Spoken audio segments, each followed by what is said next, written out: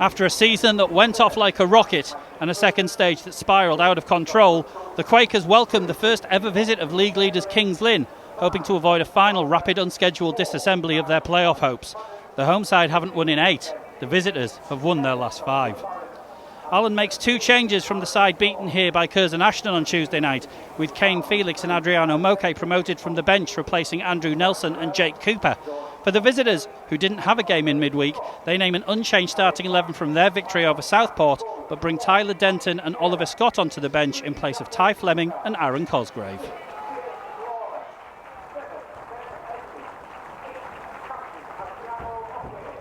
Taylor knocked him off with 4 in a recent Spennymoor game. Kings Lynn with possession on the far side, just on the halfway line. Player 1 forward looking down the left-hand side, and player goes down there. Referee gives a corner. He says Ben Headley must have got some of the ball there, but the player's gone down, and the Kings Lynn opinion is that that was a foul by Headley. It's quite a distance away from where we are. What did you make of that, Mike? Didn't look like a foul at first glimpse. Headley's obviously got something on the ball if it's going to be a corner. Corner comes in swinging. It's a close goal-bound header there, just flashes across the front of goal. Couldn't tell exactly who it was, but it was Clunan, I think. Not too far away. No one getting a final touch on it. Dropped across the goal very invitingly. Somebody on Mixler chat asking as far as I can tell, no. You're even showing off saying you had 5G earlier before the game. That's a first, isn't it? Well, we'll see if it lasts. Ball played forward. Moke picks it up, drives forward. A little bit of a heavy touch, and then he was caught a little bit late there. I think he might have got some of the ball there, to be honest. That was Aaron Jones. You tell me, Mike. He's certainly appealing very vociferously to the assistant on that side. Says he got something on it, but very heavy coming together between him and Moke. Darlington have sent their 2 centre-backs forward as well. Sukar and Lawler on the edge of the box. Lambert steps up to take it, puts it in flat, doesn't get past the first man, but comes back to Felix. Felix just flashes a shot wide there, took a touch on the way, Darlington corner. First chance of note for the home side, falls to Kane Felix as that. A little bit more composure from Little was required there, Mike, I felt. Hazel not overly happy with that tackle either, because I think he believes he got caught in the face, but nothing given. Well, Lambert's dived in and missed the ball and the man there. Barrett's gone skipped past him. Barrett with a chance on the edge of the 18-yard box. Newell gets back and makes a tackle, but still with Barrett. Lambert now's trying to work something back. Ball played back to Oxlade Chamberlain. Gets the cross in. Cross hits the crossbar. Kings Lynn, I would say, just starting to stamp just a little bit of authority on the game now. Ball played right to the feet of Josh Barrett.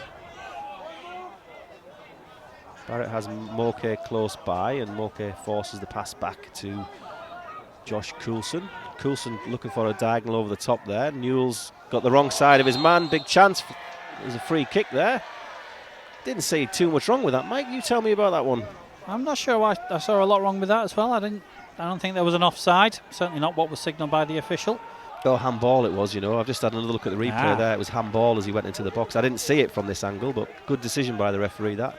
Ball is with Moke. Worth a try. Stick with it. Stick with it anyway. For 28 minutes gone here at Blackwell Meadows. Still no goals to bring you.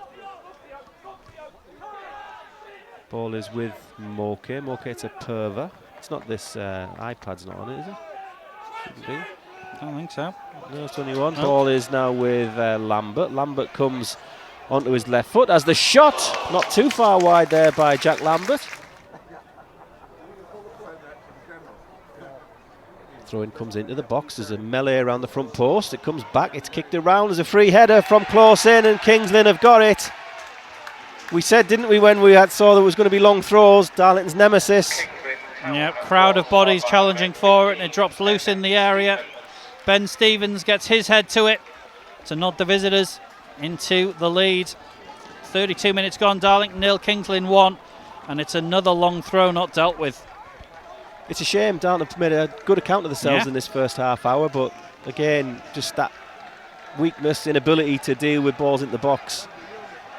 Kings Lynn have had to work for their lead. Taylor and a couple of defenders going for it, nobody really getting anything clear on it. And in the end it drops into the middle of the area where Ben Stevens pretty much unmarked, is able to nod it into the unmanned net.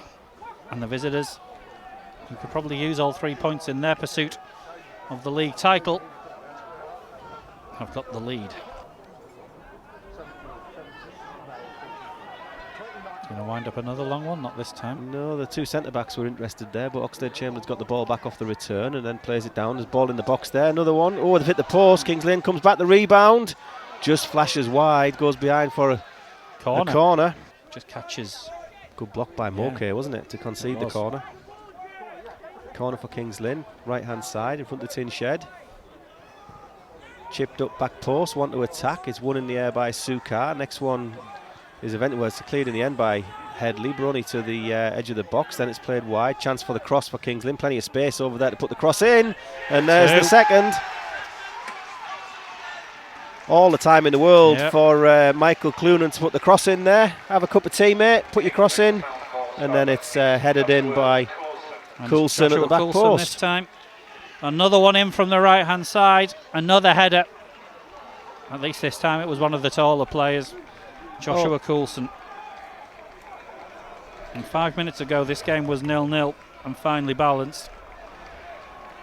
Two deliveries from the right later, one with the hands, one with the feet. And two headers later, it's Darlington 0, Kings Lynn 2. Who did you say that was? Coulson. Given to Joshua Coulson, yeah. You're absolutely right, Mike. I mean, the sarcastic commentator in me says it's a problem I wouldn't mind having. I'd rather have the difficult 2-0 lead than be 2-0 down, that's for sure. Ball is played across the back of Kings Lynn's 18-yard box down to the right-hand side, and then they play one over the top, which Sukar wins a header. All ball's played inside there. They found Kings Lynn player on the edge. Flag stays down, comes inside the box. There's a chance to drop it off. Pass. Chance comes, blocked on the line, blocked again, and then put in at the back stick. 3-0, probably game over. It's, I think that is Omatayo who has put it in.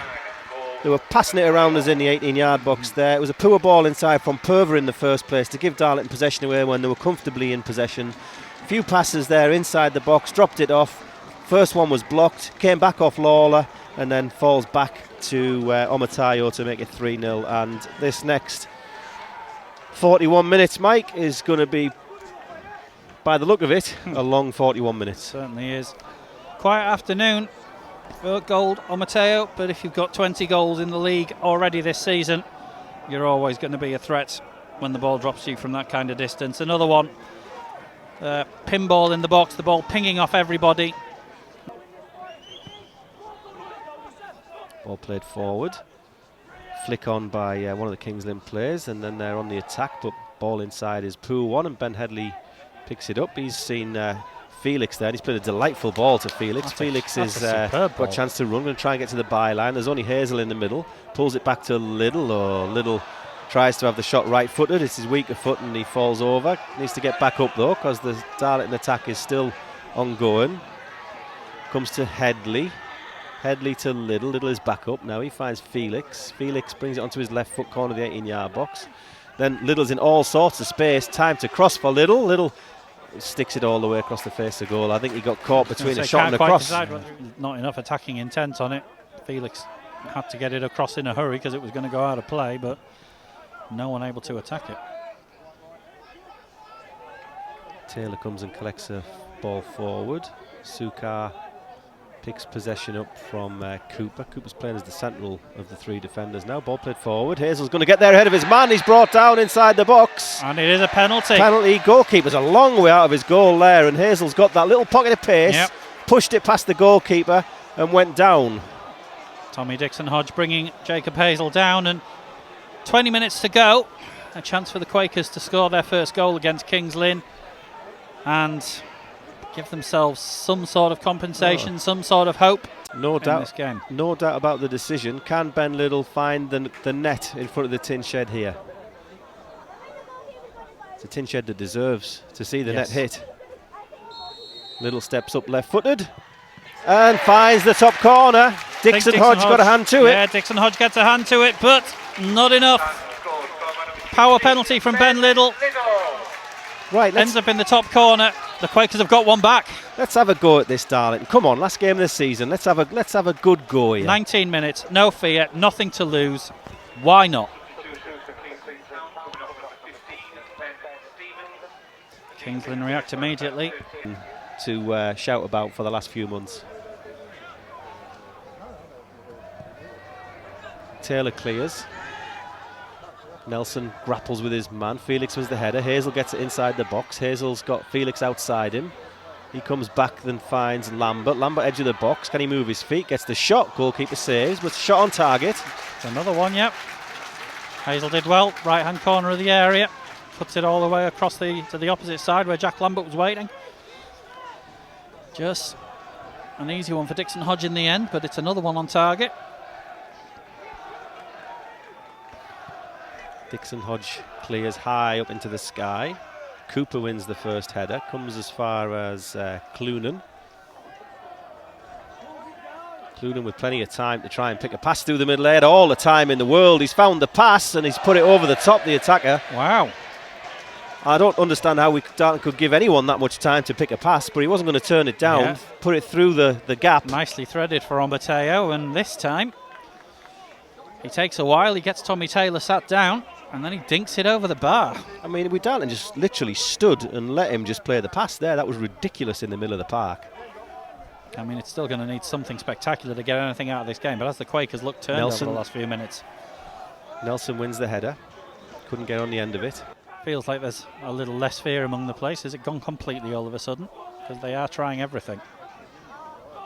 Sukar slides in, can't get the ball. Ball's right hand side, comes inside though. Loads of space on the edge of the box for the Kings Lynn player. He can't find space to shoot yet though. Comes back to Clunan, and it's back with Widrington. Ball played right hand side. Kings Lynn taking the time on the ball. Cross comes in low and defended behind by Sukar for a corner. Kings Lynn still with 2 changes to make if they want to. Darlington have used all of theirs. Taking an eternity to take the corner, as I suppose you would expect them to. Clunan takes, sticks one right up on the 6-yard box to attack. It's a good win there, saved by Taylor, but Crowther. We didn't give him time. But you know what? Why not? I mean, I don't understand why we wouldn't. Oh, Nelson's fallen over there as he's tried to put the brakes on. Ball played forward. Oh, Brookwell's miscontrolled it there, and he's let Ponticelli in, but Darlington with men back. Yeah, there was no one behind Ponticelli for him to play it through to. Comes back to Barrett on the corner 18-yard box. Is he going to have a run at Brookwell? He is. Comes left and then right. Brookwell defends well there, though, nicely, the youngster, and then brings it back inside and finds Moke. Nice play by Brookwell. Yeah, he's done well since he's come on. Lambert takes it past his man nicely, drives the ball forward, looking for Felix. Felix might get there ahead of his man here. Felix into the box, can he get the touch? Oh, he's gone down easily. Yeah. Great defending. Not going to argue about that. That's really good defending. And again, the number 5 there, Adam Crowther's celebrating in front of the tin shed. He don't need that really. He's only up. Ball goes right to Lambert. Lambert's going to try and go past his man. Skips past him beautifully, Lambert, and brings it back onto his left foot. And the touch is just a little bit heavy there as he's trying to do it, and now Barrett will have the chance to break forward, but there we go. The referee blows his full-time whistle, and the final score here at Blackwell Meadows is Darlington 1, Kings Lynn 3, and Darlington's dismal end of the season, dismal second half of the season, comes to a disappointing but kind of predictable end, and the playoffs go with it. 3 meetings in this fixture, 3 goals today, 3 points today for the visitors. Kings Lynn have won all 3 meetings between these sides, lots of 3s in that. But the 3 points that the Quakers have missed out on mean